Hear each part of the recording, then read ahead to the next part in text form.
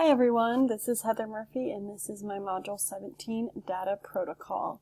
So starting off, this is kind of my graphic for my data protocol. I wanted to make a data protocol that was kind of simple but could be complex at the same time. Because when starting to analyze data, we all think we kind of know what to do, but we really don't.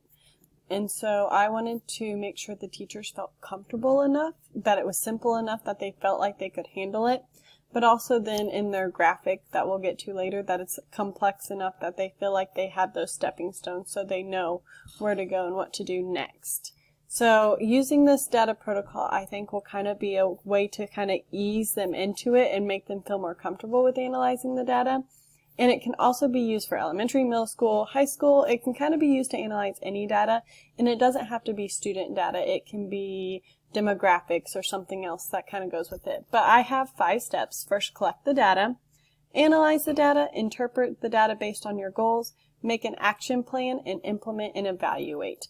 And so we'll kind of go more into depth when I look at the graphic organizer to hand out with my teachers. So in looking at the graphic organizer, I have my team members, and then I have our school mission and goal, and I'm kind of taking this from the continuous improvement plan. It's always important, I think, to say, why are we doing this? And I think that'll help the teachers buy in more too, because they want to know why we're doing this. And then step 1, what data do we have? And I kind of put a time right here and kind of directions on what to do, just so they can kind of see how much time we're supposed to be spent on this. And this could be spent on a little bit more. I took the multiple measures of data, the demographics, student process, student learning, and student perceptions. And this can be something they fill out and then they use it when analyzing different data, but that way they can compare if they need to. So the step 1 is kind of filling that out.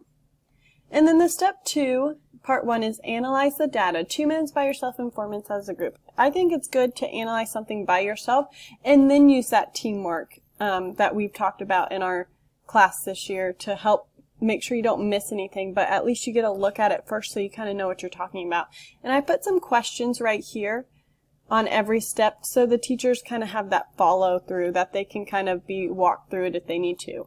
What jumps out at you? What patterns do you see? What were you expecting to see? And then part 2, what does the data tell us? 3 minutes by yourself, 5 minutes as a group. Think about what was the goal met? What could the data be revealing? And I think those are just guiding questions that will help, that we've also learned about in our modules here. Step 3, where to go next?